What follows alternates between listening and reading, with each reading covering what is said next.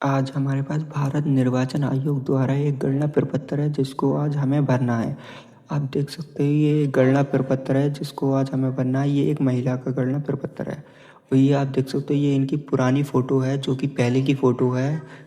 ये और इनकी पुरानी फ़ोटो और इसके बराबर में वर्तमान फ़ोटो चिपकाए हैं। यहाँ पर हमें अपनी नई फ़ोटो चिपकानी है जो कि फ़िलहाल की हमारी अभी की फ़ोटो हो वर्तमान वो हमें चिपकानी है।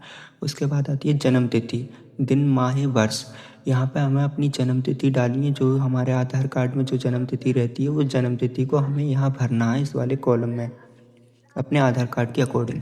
उसके बाद आता है आधार संख्या। हमारे आधार कार्ड में एक नंबर रहता है, एक संख्या होती है, उस आधार कार्ड संख्या को हमें इस वाले कॉलम में भरना है अपने आधार कार्ड में से देख के, जो भी जिसका ये बोर्ड है उसी के आधार कार्ड में से देख कर भरना है। फिर आता है मोबाइल नंबर। हमें अपना एक मोबाइल नंबर डालना है वर्तमान में जो भी मोबाइल नंबर हो। अगर हमारे पास नहीं है तो हम अपने पिता या अपने भाई जो इसका भी है उसका डाल सकते हैं। फिर आता है पिता या अभिभावक का नाम। जैसे कि ये एक महिला है तो हमें इन्हीं के पिता का नाम इस वाले कॉलम में फिल करना है। फिर आता है पिता या अभिभावक की ईपीआईसी संख्या। इसका मतलब है पहचान पत्र में एक आईडी होती है, एक नंबर, उस नंबर को हमें इस वाले कॉलम में फिल करना। पहचान पत्र में एक आईडी होती है, उस आईडी को एक नंबर होता है जो कि यूपी या एमजी इस तरह से स्टार्ट होता है, उस नंबर को हमें यहाँ भरना है। इनके पिता की ही या पिक आईडी को हमें यहाँ डालना है पहचान पत्र में से देख के। फिर आता है माता का नाम। इनकी माता का नाम ही हमें यहाँ पर डालना है, जो भी माता का नाम है इनकी वो हमें यहाँ डालना है। फिर आता है माता की ईपीआईसी संख्या। अगर यदि आपके पास उपलब्ध है तो डाल सकते हैं, नहीं है तो अन्यथा छोड़ सकते हैं। यही हमें पहचान पत्र में से इनकी माँ की जो पहचान पत्र उसमें से देख कर डालना होता है। फिर आता है पति या पत्नी का नाम। अगर जैसे कि एक महिला है ये, अगर इनकी शादी हो चुकी है तो हमें इनके पति का नाम इस वाले कॉलम में फिल करना है, जो भी इनके पति का नाम। फिर आता है पति या पत्नी की ईपीआईसी आईडी। वही पहचान पत्र में जो आईडी है वो इनके पति की पहचान पत्र में जो आईडी है उस आईडी को हमें यहाँ डालना है। अगर नहीं है, अगर शादी नहीं हुई है तो इस कॉलम को खाली छोड़ सकते हैं, कोई दिक्कत नहीं है। फिर आता है पिछले एसआईआर की मतदान सूची में मतदाता का विवरण।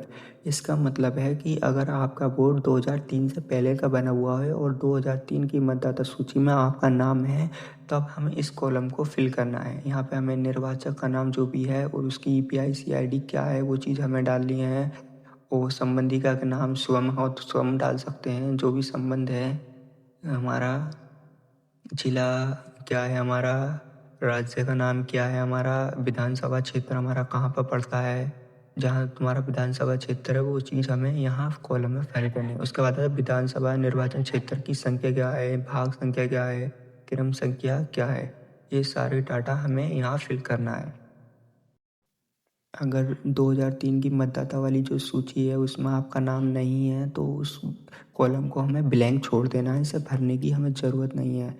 फिर हम नई वाले दूसरे कॉलम को भरेंगे। इसमें होगा पिछले कॉलम में दिए गए अपने संबंधी, मतलब जो भी तुम्हारा किसी से संबंध है, जैसे पिता या माता या नाना नानी दादा दादी किसी का भी संबंध है तुम्हारा, तो उनका डाटा हमें इस वाले कॉलम में भरना है। 2003 की लिस्ट में उनका नाम होना चाहिए।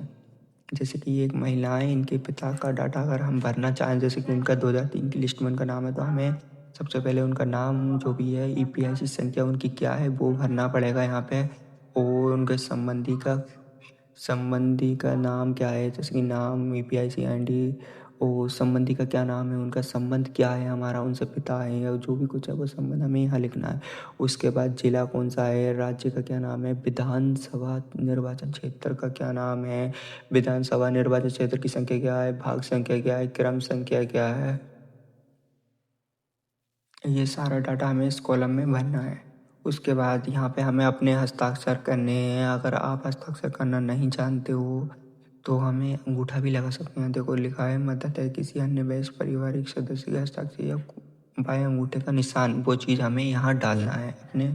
अगर सिग्नेचर नहीं कर पा रहे तो हम अंगूठा लगा सकते हैं यहाँ पे। उसके बाद आता है बीएलओ के हस्ताक्षर। बीएलओ अपने हस्ताक्षर यहाँ पे करेगा और ये फॉर्म सबमिट कर दिया जाएगा। Thank you. अगर वीडियो पसंद आई तो आप हमारे चैनल को सब्सक्राइब करते हैं।